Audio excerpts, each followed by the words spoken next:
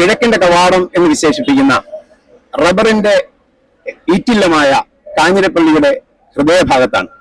ഈരാറ്റുപേട്ട റോഡും NH-220 സംഗമിക്കുന്ന ഈ ഭാഗത്ത് ഇപ്പോൾ നിങ്ങൾ ഈ കാണുന്ന ജനക്കൂട്ടമൊക്കെ തന്നെയും നാളത്തെ കഴിഞ്ഞ് മറ്റന്നാൾ നടക്കുന്ന ത്രിതല പഞ്ചായത്ത് തെരഞ്ഞെടുപ്പിന്റെ ഒരു കുട്ടിക്കലാശത്തിന്റെ ആ ആവേശോജ്വലമായ നിമിഷങ്ങൾ നേരിൽ കാണുന്നതിന് വേണ്ടി എത്തിയിരിക്കുന്ന പ്രവർത്തകരും അനുഭാവികളും ഒക്കെ തന്നെയാണ്.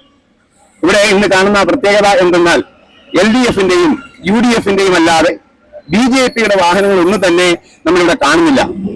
എന്താണ് കാര്യമെന്ന് അന്വേഷിച്ചപ്പോൾ അവർ വിചിത്രമായിട്ട് വളരെ കാൽക്കുലേറ്റഡ് ആയിട്ട് അവരുടെ പ്രവർത്തന രീതിയാണ് നമുക്ക് മറുപടിയായി തന്നത്. കാരണം ഞങ്ങൾ കോലാഹലങ്ങൾക്കൊന്നുമില്ല, ഞങ്ങൾ ഈ സമയം കൂടി വീട് വീടാന്തരം കയറി ഇറങ്ങി വോട്ടർമാരെ നേരിട്ട് കാണുന്നതിനും അവരുടെ വോട്ട് അഭ്യർത്ഥിക്കുന്നതിനുമായി സമയം കണ്ടെത്തുകയാണ് എന്ന വളരെ പക്വമായ ഒരു മറുപടിയാണ് BJPയിൽ നിന്ന് നമുക്ക് ലഭിച്ചത്.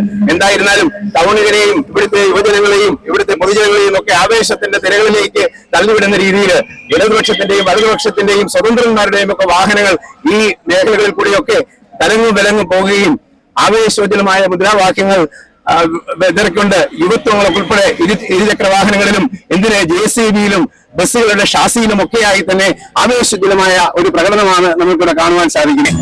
ഈ കാഞ്ഞിരപ്പള്ളിയെ പുറകൾച്ചാർത്തറിയിച്ചുകൊണ്ട് ആവേശത്തിന്റെ തിരകൾ ഉയർത്തിക്കൊണ്ട് ഇതാ കാഞ്ഞിരപ്പള്ളി പേട്ടക്കവലയിലേക്ക് എത്തിക്കൊണ്ടിരിക്കുകയാണ്. പോലീസ് വളരെ കൃത്യമായി വാഹനങ്ങളൊക്കെ കടത്തിവിടുന്നതിന് വേണ്ട ശ്രദ്ധകൾ ചെലുത്തുന്നുണ്ട്. നമുക്ക് കാണാം വിവിധ വാഹനങ്ങളിൽ അങ്ങനെ ആവേശത്തിന്റെ തിരകൾ ഉയർത്തിക്കൊണ്ട് UDFന്റെ പ്രവർത്തകർ അങ്ങനെ കാഞ്ഞിരപ്പള്ളി പേട്ടക്കവലയിൽ പ്രകടനമായി എത്തിക്കൊണ്ടിരിക്കുകയാണ്.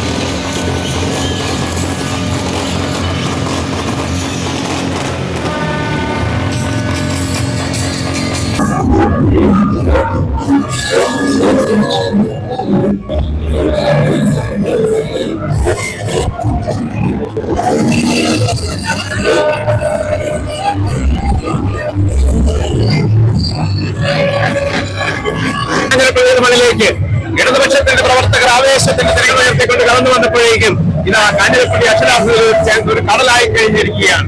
ഇവിടെ ആവേശത്തിന്റെ തിരകൾ ഉയർത്തിക്കൊണ്ട് ഈ കടൽ അങ്ങനെ ചെങ്കടലും അതുപോലെ ത്രിവർണ്ണ പതാകയേന്തിയ കടലും അങ്ങനെ ഒരുമിച്ച് വളരെ ആവേശത്തിന്റെ തിരകൾ ഉയർത്തിക്കൊണ്ട് കാഞ്ഞിരപ്പള്ളിയെ പുളകെ ചേർത്ത് അറിയിച്ചുകൊണ്ട് ഇതാ ഇവിടെ ഒരു കലാശക്കൊട്ടാണ്.